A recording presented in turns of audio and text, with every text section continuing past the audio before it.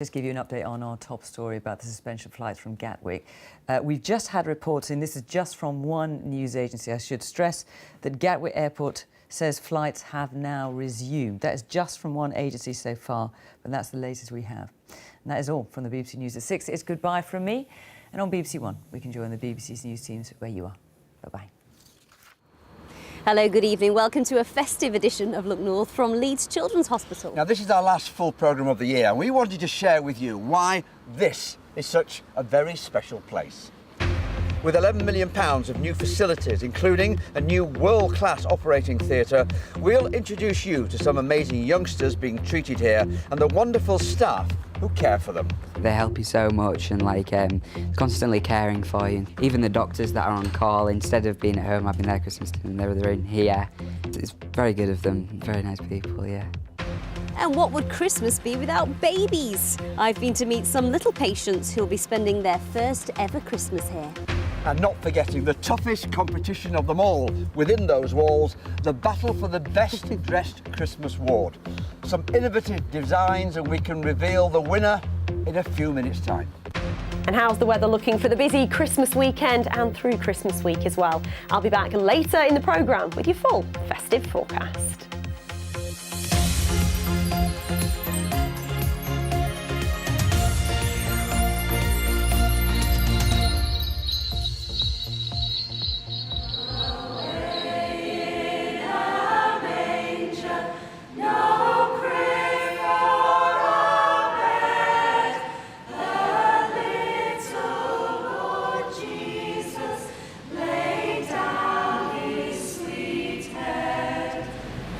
Hello, good evening. Welcome to the programme and welcome to Wakefield Community Gospel Choir, giving up their Mad Friday to help us celebrate our last programme of 2018 in this very special place, Leeds Children's Hospital. Yeah, this is the main reception. There's a Santa's grotto. I've been there already.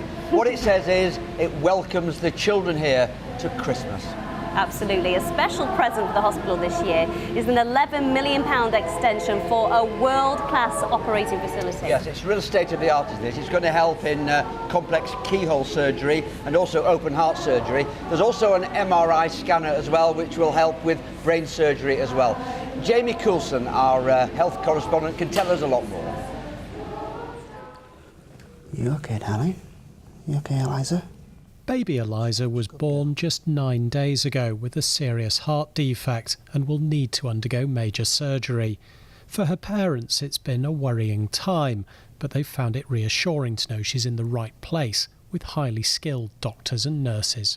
We didn't know whether she'd make it, whether she'd survive, but as soon as she got here, she's been in the best care and she's had the best attention, and these guys have looked after her really well. Children like Eliza already receive high-quality care, but a new development costing around £11 million at Leeds Children's Hospital means some of their operating facilities will become world-class. Soon, the incredible structure you can see behind me will transform the way that some children are cared for here in Leeds.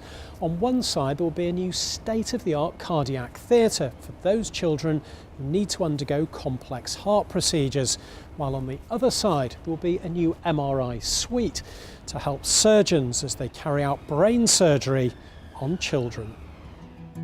The new hybrid cardiac theatre will be routinely used to carry out keyhole procedures on children, but in really complex cases it will also allow heart surgeons to work alongside cardiologists to perform multiple procedures at the same time.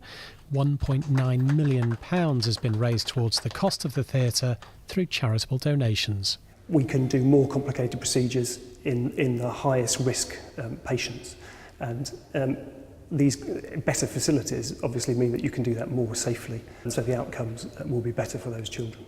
Last week, an MRI scanner that's been part funded by a £1.8 million donation from the charity Leeds Cares was hoisted into the new extension. Once complete, it will allow surgeons operating on brain tumours to scan children during an operation to ensure they've removed as much of it as possible. As a parent, as a father, I know how much that would mean to me. Just that security of knowing, right, that's it, that's done. We don't have to go through this again. We don't have to go through that worry again. That's step one, complete. The new facilities, which will become operational in March, will benefit around 200 heart patients and 40 children who need brain surgery each year. There you go. Eliza will undergo her operation in the coming days. Jamie Coulson, BBC Look North. Well, with me now is Dr. Yvette Ode, the Chief Medical Officer here. You must be very excited about the prospect here. Yes, I mean, it's wonderful. Always at this time of year, but it's like an extra special Christmas present to get the MRI scanner in the new theatre. And what will it enable you to do, the scanner? So I think, as you've already heard from the film, it's going to give us new facilities, and that will mean that children don't have to be woken up from anaesthetic to move from theatre to go round to the MRI scanner. And it's going to give our clinicians the ability to do more with the precision of the X-ray facilities alongside the cardiologists and the cardiac surgeons working together, all in the same theatre, and they've all got the equipment that they need. And that's just the first step, because the future, going further down the line, looks incredible, doesn't it? Oh yes, we're really excited. Leeds Children's Hospital, right off Millennium Square, and with really modern facilities fit for the next 50 years. So those are the future hopes for a much bigger hospital, but I don't think people realise how big the Children's Hospital is at the moment in the city. No, in fact, I'm not even sure that people realise that we've got a children's hospital. The taxi driver test, you know, when you come out of the station in Leeds, do the taxi men know that we have Leeds Children's Hospital? And so, yeah, we treat children from all over Yorkshire and Humber, from the north of England, some children from abroad. So we're pretty unique in having all the facilities all in one place. Thank you very much indeed. Good luck for the future, of course. Thank now, you. It's worth remembering, of course, that many children will be actually spending their Christmases here. Now, over the last couple of days, I've been getting a real insight into the incredible staff who are working constantly with one goal: to try and make that experience as good as it possibly can be. Yeah, so top of the prescription list has got to be to make it as fun as possible for those children who are going to be spending Christmas Day here. Michelle Lyons has been to meet some wonderful staff and some very grateful young patients.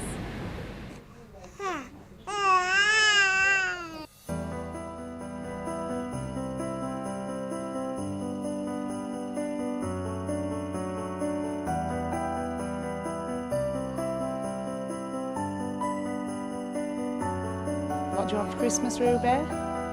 It's awful because your family's like split up, but it's what's best for her, so we just got to try and make it like as best as we can, really.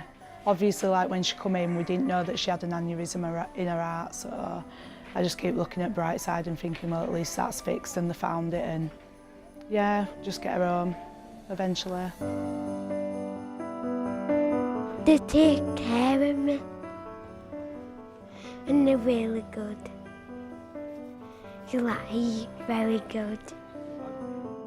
It's a bit rough sometimes because your family are miles away, because in my case they're in Hull, so it's like an hour and a bit away, so it takes them a long time to get here.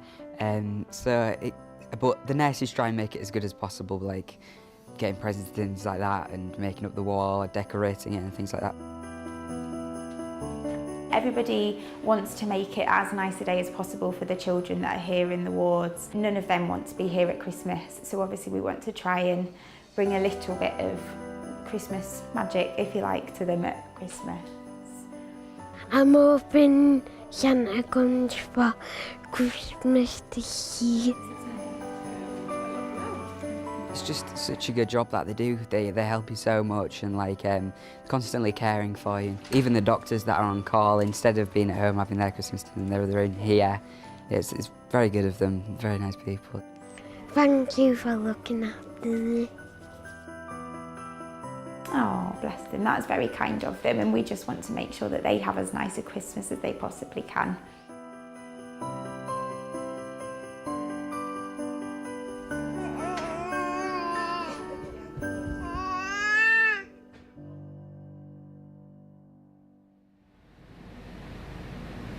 Some really Wow. lovely words there from young Harry about the special people that work at this hospital. Very, very emotional indeed. Let's talk now, if we can, to Naomi Jacobs and Emma Marshall. They are play specialists. I like the sound of that. Thank you. Very good, isn't it? You must have real pressure at Christmas to make it as enjoyable as possible, and you've had all sorts going on, haven't you, leading up to the festive period? Yeah, we have. It's a super busy time, but a super rewarding time. We have so many donations coming in, which makes a massive difference. 3,000 gifts, yeah, I think, this year. which is amazing. I think it's the most we've ever had. Yeah. We work very closely with the different charities involved with the hospital, so Leeds Cares and the Children's Heart Foundation, and we've been throwing parties on the wards and just trying to make it an enjoyable place for them. It is a great experience, Emma, for the children, isn't it? Absolutely. They don't want to be here, but you are making it so much better for them. Oh, absolutely, and it's all about what we can do to make it as special as possible. So we have, Christmas parties. We've been making Christmas crafts for the children.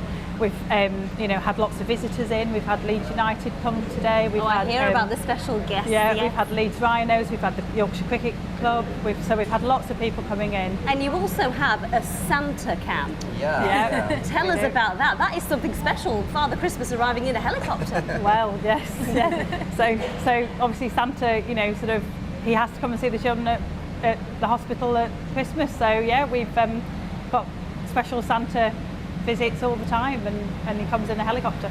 We also had the Great British Bake Off runner-up here as well, didn't we? Yeah, we did, yeah. She came to some of the wards and did some icing with some of the children, which was just, an amazing experience for some of them. They did gingerbread houses, and she taught some of the staff how to do the icing properly, so it was enjoyable, not just for the patients and the families, but the staff as well, who work tremendously hard during this period, so it's great. Well, I tell you what, you do fantastic work. Thank you so much for what you do. And I know that everybody appreciates the work of the whole staff as well. Lovely to talk to you. Happy Christmas. Right, okay. Amy, let's talk babies. Oh, can we? I'm always happy to talk babies. Christmas is all about children, isn't it? But it's so extra special when you have a new baby at Christmas.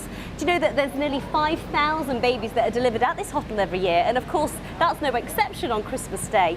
And some of those new born babies need a little bit of extra help. So I've been to meet 2 new arrivals. There are 23 babies on the neonatal unit at the moment, but there could be a new delivery at any point. And usually the babies would come here to intensive care straight after birth.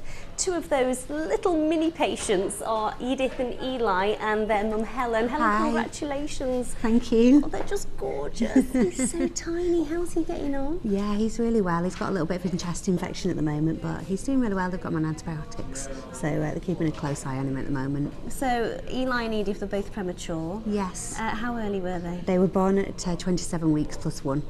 Right. So plus 1 day. So very little. Yeah. And how old are they now? They're 29 plus 3. So yeah, they're doing really well. And what do they weigh? Eli is just over 2 pounds. And Edith is just under 2 pounds. So That's so small. yeah, Isn't it? they're really tiny. And you'll be here for Christmas, their first Christmas? Yes, absolutely. They had a little visit from Santa yesterday, which was really nice. And we'll be coming to see them on Christmas Eve and Christmas Day with their presents. And your mum's here too? She is, which is brilliant. Yes, indeed. I wasn't planning on coming until they were actually born in February, but things changed. They decided that they wanted to meet the mummy and daddy a little bit earlier than planned. So, yeah, all the way from New Zealand. Have you managed to have any cuddles yet? No, not yet. But they did say I might get some cuddles before I go home. Thank you, Susan. Happy Christmas. Thank you.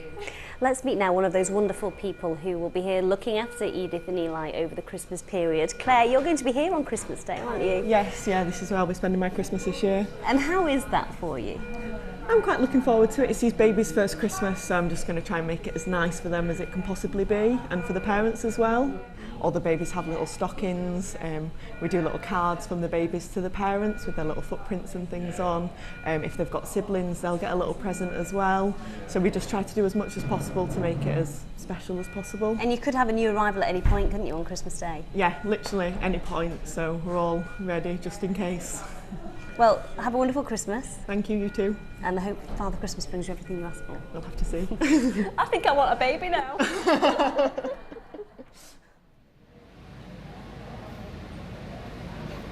Don't look at me under any circumstances. A good point to go back to the studio, and it's all yours, Amanda. My husband won't let me come back here again. Thank you, guys. On with the rest of the day's news then. And the family of a 14-year-old girl who was murdered in Wakefield in 1965 has been given the right to apply for a fresh inquest after her suspected killer died. Elsie Frost was murdered as she walked home close to the Calder and Hebble navigation. She'd been stabbed to death and was discovered in a tunnel beneath a railway line. Convicted child murderer Peter Pickering was expected to be charged over her killing, but died in prison in March. This moves us on in our continuing fight to get justice for Elsie, so we're really, really pleased with this. There is going to be a lot of this story to come out yet that will be fresh news to everybody, and I think actually that has formed the basis of the Attorney General's decision to allow us to approach the High Court. A man is due to appear in court in February following a collision between a lorry and a tram train. It happened in October on Staniforth Road in Sheffield. It was the first day of the new tram train service between Sheffield city centre and Rotherham Parkgate. The 60-year-old man from Rotherham has been reported for summons for driving without due care and attention. Now let's turn to football, and we've got more breaking news tonight at Hillsborough. Sheffield Wednesday manager Jos Lahukai has not been involved in today's key preparations for the busy Christmas period. And there are growing reports that he has left his position at the club. Well, our sports reporter Paul Ogden is with us now. What's the latest, Paul? Well, everything points towards him having been sacked at some stage today, Amanda, even though Sheffield Wednesday officially are saying nothing at the moment. They're probably too busy drafting a carefully diplomatic carefully worded statement for their fans. But Lahukai's involvement with the team has decreased over the last 24 hours dramatically. No media conference by him today. More importantly, no training ground activity ahead of such a busy Christmas period. And in his native Netherlands, one of the most highly respected newspapers were reporting at about 2 o'clock this afternoon that he had been sacked, using that word. And I have to ask the question, why now? Well, Christmas is a busy time in this country for football, Amanda. There's no cheer. It's all about preparations. And the answer to your question is he's left now because they have actually agreed severance terms, probably on a fixed-term contract. And that deal done, he's on his way back home to the Netherlands to spend Christmas there unexpectedly. So done and dusted already, but where does that leave the team? Well, they're in terrible form. Wednesday, I'm afraid, 7 defeats from the last 10. In simple terms, they just need to correct their form and start picking up some wins, get away from the relegation zone. The club need to square things with the fans, though, and the appointment to replace Lahukai needs to be a very clever one to stop this free fall by Sheffield Wednesday. I tell you never know the minute. Thank you very much, Oggy.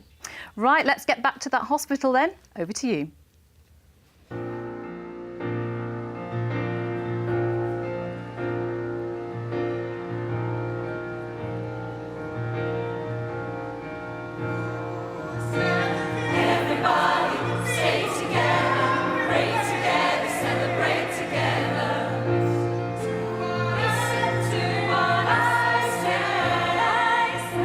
Wakefield Community Gospel Choir spreading a bit of festive joy here at Leeds Children's Hospital. What a voice choir leader Rachel has. We'll hear more from them a little bit later on. I think already tonight we've shown you how caring the people are here towards their very special patients. Yeah, love and care are the bywords of every member of staff here, especially over the next few days. And I've had a rather unique insight into a real festive battle that has been taking place between round about 20 wards. They all want to be crowned the best Christmas dressed ward. And I've been lucky enough to go and have a look at a few of them.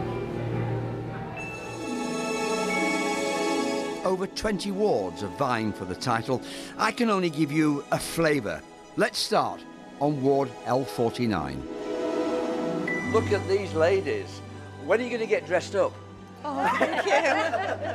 Tell me what's special about this ward, because you've obviously done a lot of work, haven't you? We've done a lot of work. We've been working on this ward since the beginning of December, putting all the decorations up when we've got time. It's hard work, and without the children helping us do this, I don't think we'd manage to get it done. It's beginning to look a lot like Christmas. We were so close last year to winning, and we're going to win it this year because the ward looks very festive, the children are very happy, the staff are happy. We're going to win. It's glistening once again. That's my favourite. Welcome to Children's Outpatients. We're ready to win it! It's beginning to look a Well, you're my favourite, Aidan, I have to say. Tell me about this place. What's special about it? I love seeing all these decorations, and there's also a Santa's grotto somewhere. And I just wanted to say thank you to the staff for making all this. Front door. Welcome to Ward 9 and the Cat Unit. We're on track to success. Oh, this has got to be my favourite. Wonderful, isn't it? What do you like about this ward? They always care about you, never stop working, always fast and that, especially when emergency buzzers go off. Believe. I do. The gingerbread ward is remarkable. They are the reigning champions. Lizzie has lived here for 9 months with one of her twins, William. Proud of the NHS? You bet we all are. Listen to what this wonderful lady has to say. Lizzie, to say you've been in hospital a long time. We have. With this little fella. Yes. All his life. All his life, yes. He was born in March and William has been in hospital since then. I think for William it's just going to be a slow journey, but we'll definitely get him there. He makes progress every single day. We're really, really proud of him. I don't know whether you're aware, but this ward are the champions as far as the best dressed Christmas ward is concerned. Yes, because I've been here for so long, I've witnessed the hard work that's gone into this. Having your first Christmas in hospital is so difficult because all you want is that perfect family Christmas and you expect that to be at home. But I look at William and Henry and I think it doesn't really matter where I am. I've got my boys, but the ladies and all the work that goes into this just makes everything so much nicer. So, who will win? Stand by for a Look North exclusive.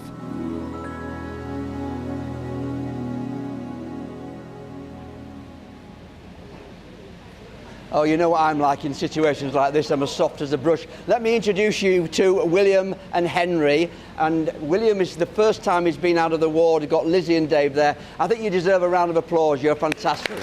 Brilliant, brilliant. OK, who won the Best Dressed Ward competition? This is what happened a few minutes ago. Well, they were all brilliant, weren't they? But there can only be one winner. Let's go and reveal. The winner is... Congratulations!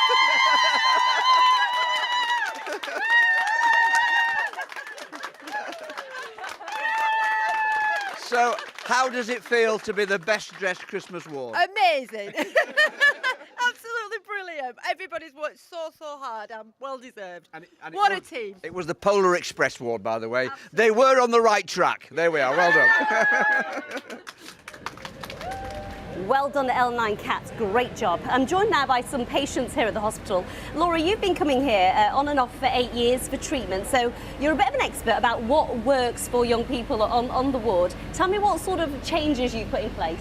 So we made better Wi-Fi for the young children, better food, and we've also got a place to be, which is a room for young children and young people to go in when they get fed up with the ward. They can just go in there and chill. They've got Xbox and games, all they can play. And I tell you, that's definitely the place to be at the moment because there's thousands of presents that have been donated in that room at the moment. Archie, hello, you're going to be here for Christmas this year, aren't you? Yeah. What have you asked Father Christmas for? Because he sat just behind you. A new rugby top or football top. Oh, fantastic. And I hear that you're into your sport and you've met some rather special people this week, haven't you? Tell me about that. Yeah, the Leeds Rhino rugby team and the Leeds Carnegie team. Wow, fantastic. And what else have you been doing in hospital leading up to Christmas? There's been Christmas parties and all sorts. Great, so you've had lots of fun. You're probably ready for a rest, aren't you, on Christmas Day? I know your mum told me that she was. Yeah. Well, happy Christmas to you. Happy Christmas to all of you. Lovely to meet you all. And thank you for being with us this evening. Keely, it's over to you now with the latest forecast. What's it going to be like on Christmas Day? We're hoping for lots of sunshine. I'm not sure I can promise any sunshine. And in fact, lots of people hoping for a white Christmas, and we've been talking about it for the last couple of weeks. It's not going to be a white one. It probably isn't even going to be a wet one, but a lot of settled weather to come through Christmas week. Christmas Eve looks like the brightest of the days with some sunshine, but otherwise it looks disappointingly cloudy, but no hazards in the forecast Christmas week if you are travelling around. So this weekend we have got some showers and rain to get through. I think tomorrow probably the better of the 2 days. It's going to be brighter than it has been today, with some spells of sunshine and just 1 or 2 showers in the mix, but also a good deal of dry weather, and it will be a bit breezier than it has been today as well. A little trough to push through tonight. That means there'll be some heavy showers for a time, and then it's this weather system, this area of low pressure pushing from the Atlantic up from the southwest to greet us on Sunday morning. It'll sink away southwards through Sunday afternoon and be replaced by this area of high pressure, which will push in and be with us through Christmas week. So this is the satellite picture from early. We have had a lot of cloud about today. It has been producing rain and drizzle on and off, both through the morning and through the afternoon as well. And out to the west, we have this little trough system, which is a bit like a mini front, which is going to bring us some heavy showers through this evening and overnight. So here they are on the graphics, some vivid colours, particularly across parts of South Yorkshire. Here's where we're expecting the heaviest of those showers, the risk of hail and thunder, a bit more hit and miss as the night goes on, with some clear spells developing and temperatures falling back to around 5 or 6 degrees. Let's take a little look at those high water times. Your next high water in Filey at 3:25 in the morning. So tomorrow, a brighter day compared with today, with some spells of sunshine at times. And yes, there will be a few showers in the forecast. You can see them making their way in from the west, spreading eastwards, but they will be fairly hit and miss. Generally, a lot of dry weather to come with, as I say, some bright or sunny spells. The breeze light to moderate from the southwest, and temperatures generally getting up to around 9 degrees, though we may well sneak the odd 10 or 11 degrees in places too. As for Sunday, a wet start to the day, but that rain will clear away southwards and it will dry up from the north. Christmas Eve on Monday, a frosty start to the day. The potential for a little bit of fog in places, but otherwise it looks like a dry and a fine day. As for Christmas Day and Boxing Day, it will be dry, it will be fine, but there will be quite a lot of cloud in the forecast. But I think other than the frost on Christmas Eve, it does look largely safe for travel. Guys, back to you.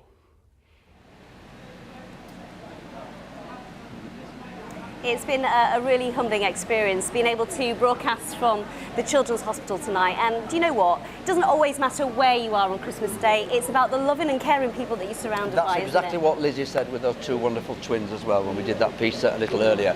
You know, we've really enjoyed ourselves. We're going to leave you though with the Wakefield Community Gospel Choir. There's a young lady at the front who's doing a solo. She's nervous. Go for it. Happy Good night. Christmas. Good night.